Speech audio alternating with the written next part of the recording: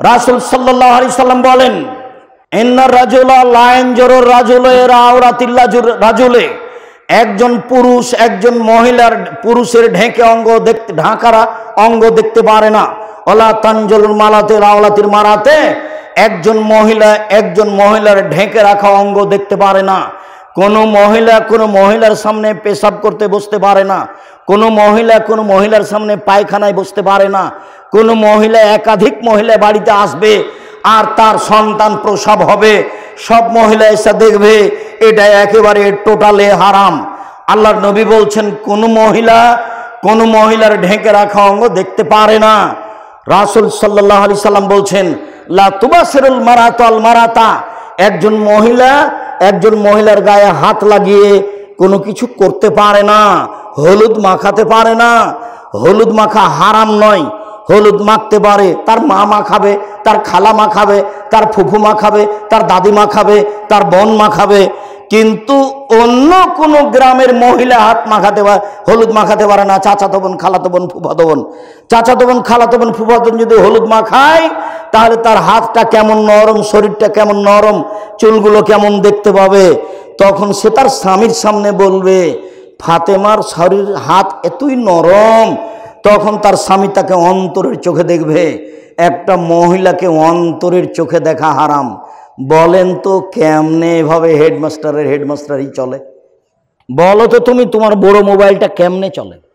কান ধরতে হবে তোমার জন্য এটা নয়, কিন্তু শক্ততার জন্য ধরে বলবে আস্তাগফিরুল্লাহ ওয়া আতুবু ইলাইহি, মোবাইল চিরদিনের জন্য তোকে ত্যাগ করলাম রে, মোবাইল তোকে চিরদিনের জন্য ত্যাগ করলাম। আপনি বলেন বিচারের মাঠে কয়েকটা সুবিধা আছে, আর তার একটা সুবিধা হলো এই, যখন বিচারের মাঠে কোনো ছায়া থাকবে না আল্লাহর ছায়া ছাড়া, তখন তুমি এই ছায়ার নিচে থাকতে পাবা। কেন? আল্লাহর নবী বলেছেন, কোন মহিলা যখন কোনো পুরুষকে জেনার প্রস্তাব দেয়, তখন মহিলা বলে, পুরুষ বলে, আমি আল্লাহকে ভয় করি, তোমার সাথে কথা বলবো না। তখন এই লোকটা বিচারের মাঠে কোথায় থাকবে? বিশেষ ছায়া তলে। শোনো, যে কোনো বিপদ থেকে বেঁচে যাবা, প্রেম বন্ধ করো, কথা বলা বন্ধ করো, যে কোনো বিপদ থেকে বেঁচে যাবা। যে কোনো বিপদ দেখবা যেটা তোমার জানা আছে। ওই যে তিনজন লোক রাস্তায় যাচ্ছিল না, বৃষ্টি আসলো, তখন পাহাড়ের গর্তে ঢুকে গেল, ঢুকতে একটা পাথর এসে মুখে পড়লো। তিনজনের একজন বলল, বাপ মাকে ভালোবাসি, পাথরটা সরিয়ে দাও, কিছু সরে গেল। তিনজনের একজন বলল, একটা লোককে কাজে নিয়েছিলাম, অর্ধেক দিন কাজ করে চলে গেল, অর্ধেক দিনের টাকা দিতে চাইলাম, নিল না। অনেক দিন পরে এসে বলছে যে অর্ধেক দিনের টাকা দেন। আমি বললাম সব নিয়ে যাও। ও বলছে আমাকে মজাক করবেন না, অর্ধেক দিনের টাকা দেন। আরে যাও, তোমাকে মজাক করিনি, সব নিয়ে যাও। আমি সব দিয়ে দিয়েছি তোমাকে সন্তুষ্ট করার জন্য, আজকে বাঁচাও। আল্লাহ বলছে ঠিক আছে, বাঁচিয়ে দিলাম, একটু পাথর সরিয়ে দিলাম। তৃতীয় জন বলছে, আমার চাচাতো বোনের সাথে জেনার ওয়াদা হয়েছিল, আমার চাচাতো বোন বলেছিল 100টি স্বর্ণ মুদ্রা দিতে পারলে আমি জেনায় রাজি হব। আমার চাচাতো বোন ভেবেছিল আমি গরিব মানুষ, 100টি স্বর্ণ মুদ্রা সংগ্রহ করতে পারবো না। হাড় ভাঙা পরিশ্রম করে 100টি স্বর্ণ মুদ্রা নিয়ে আসলাম। আমি জেনায় বসেছি, জেনা করব। তখন আমার চাচাতো বোন বলছে, আব্দুল্লাহ ইত্তাকিল্লাহ, এ আল্লাহর বান্দা, তুই আল্লাহকে ভয় কর রে, জেনায় লিপ্ত হইস না, আমাকে অসতী প্রমাণ করিস না। খালি এই কথাটা বলতে কুমতা না, আমি সেখান থেকে উঠে গেছি, আমি জেনা করিনি, তুমি আমাকে বাঁচিয়ে দাও। আল্লাহ বলেন ঠিক আছে, বাঁচিয়ে দিলাম। তুমি মোবাইলে কথা বন্ধ করে, এই মেয়ে তোমাকে বলছি, তোমার স্বভাব খারাপ, আর একজন পুরুষের সাথে কথা বলো কেন? তোমার একটু লজ্জা হয় না? তোমার একটু শরম হয় না? তুমি নিজেকে মেয়ে মানুষ মনে করো না? তুমি জাতিকে ধ্বংস করে জান্নাত কিনতে যাও? তুমি জাতিকে ধ্বংস করো আর তোমার বাপ তাসবিহ টিপে জান্নাত কিনতে যাও পরিবেশ নষ্ট করে? 24 ঘন্টার মধ্যে এই বাড়িতে শক্ত পর্দা চালু করতে হবে। উপস্থিত বৈঠকের দিনই বোন, আপনি ভারী মনে করেন না, আপনার জন্য এসেছি, বক্তব্য শুনতে আপনি এসেছেন, আমি শুধু ঢাকা থেকে এসেছি আপনার জন্যই। আপনার পরিবর্তন একান্তভাবে কামনা করি। ফ্যাশন বোরকা আর কোনোদিন গায়ে তুলবেন না। এই মেয়ে শোনো, তোমার গায়ে যে বোরকা আছে এটা তুমি আর কোনোদিন গায়ে দিও না। একবারে বাসায় গিয়ে তাকে জ্বালিয়ে দিও, বাসায় গিয়ে তাকে জ্বালিয়ে দিও। ঢিলা ঢালা বোরখা পরবা, ঢিলা ঢালা পোশাক পরবা।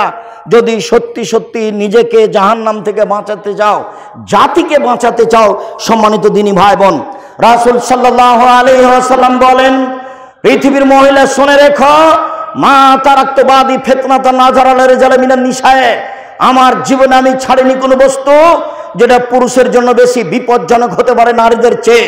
আমার জীবনে আমি ছাড়িনি কোনো বস্তু যেটা পুরুষের জন্য বেশি বিপজ্জনক হতে পারে নারীদের চেয়ে। নারী হচ্ছে পুরুষের জন্য সবচেয়ে বেশি বিপজ্জনক বস্তু। রাসূল সাল্লাল্লাহু আলাইহি সাল্লাম বলেন, মা রাআইতু মিন নাকিসাতি আকলিন ওয়া দীনিন আযহাবুল বিরাজুল হাজমিন ইহদাকুন্না, ও নারী জাতি, আমি তোমাদের চেয়ে দেখিনি কাউকে বুদ্ধিমানের বুদ্ধিকে নষ্ট করতে পারে। ও নারী জাতি, তোমরা এমন জাতি বুদ্ধিমানের বুদ্ধিকে নষ্ট করতে পারো। ও নারী জাতি, তোমরা এমন জাতি বুদ্ধিমানের বুদ্ধিকে নষ্ট করতে পারো। আমি দেখিনি তোমাদের চেয়ে কাউকে যে বুদ্ধিমানের বুদ্ধিকে নষ্ট করতে পারে। তোমরাই সেই জাতি বুদ্ধিমানের বুদ্ধিকে নষ্ট করে ধ্বংসের পথে নিয়ে যাও। আজ থেকে তওবা করে এখান থেকে উঠতে হবে। সম্মানিত দিনী ভাই বোন, রাসূল সাল্লাল্লাহু আলাইহি ওয়াসাল্লাম বলেন, ইয়াকুমুদ্দুখুল আলান নিসায়ে, পৃথিবীর মানুষ মহিলাদের কাছে যাওয়া থেকে বেঁচে থাকো। মহিলাদের কাছে যায় না, পৃথিবীর মানুষ মহিলাদের কাছে যাওয়া থেকে বেঁচে থাকো। এই কথা বলতেই একজন সাহাবী বলে বসলেন, আরে তাআলা হামওয়া, আল্লাহ নবী কি বলেন? দেবর দেবর দেবর যে বাড়িতে থাকে, ভাসুরও দেবর, দেবরও দেবর। আমাদের দেশের মানুষে মনে করে যে ভাসুর হলো শ্বশুরের সমতুল্য, ভাসুর হলো সম্মানী, আর দেবর হলো হাতের বস্তু। জি না, আল্লাহর নবীর কথাতে, আল্লাহর কথাতে দেবরও দেবর, ভাসুরও দেবর, দেবরও দেবর, ভাসুরও দেবর, বড়টাও দেবর, ছোটটা দেবর, সবই দেবর। থেকে কি করতে হবে? দেবর যে বাড়ির বস্তু, তখন আল্লাহ রাসূল বললেন তাকে মরণের মতো ভয় করতে হবে, খুব সাবধান।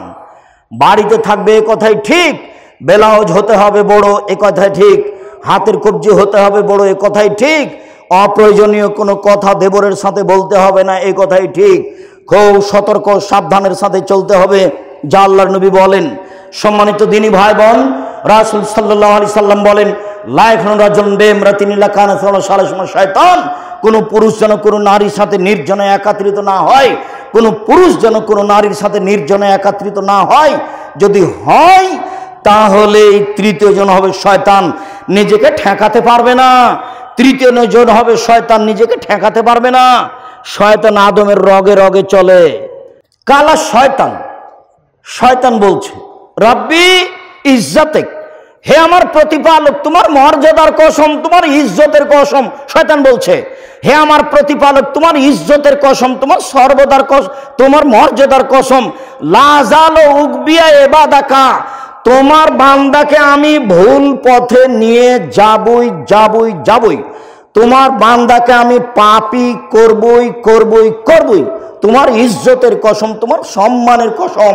তখন আল্লাহ তাআলা বলছেন, ওয়াইজ্জাতি ওয়া জালালি ওয়াইরতিফামাকানি, আমার মর্যাদার কসম, আমার ইজ্জতের কসম, আমার সম্মানের কসম, আদম সন্তান যতবার ক্ষমা চাইবে ততবার আমি ক্ষমা করে দিব। এই কথা আপনাকে মনে রাখতে হবে। উপস্থিত বৈঠকের বোন, আপনাকে আমি বলে যাচ্ছি, 4 শ্রেণীর মানুষ জান্নাতে যাবে, তার মধ্যে আপনারা আছেন। 1 নবী, 2 শহীদ, 3 সিদ্দিক, 4 মহিলা যারা স্বামীকে মেনে চলে। যারা স্বামীকে মেনে চলে তারা জান্নাতে যাবে। মহিলারা যদি 4টা কাজ করতে পারে, জান্নাতের সব দরজা খোলা। 1 5 ওয়াক্ত সালাত, 2 রমজান মাসের সিয়াম রোজা, 3 স্বামীকে মেনে চলা, 4 জেনায় লিপ্ত না হওয়া। তাহলে আপনি জান্নাত পাবেন ইনশাআল্লাহ।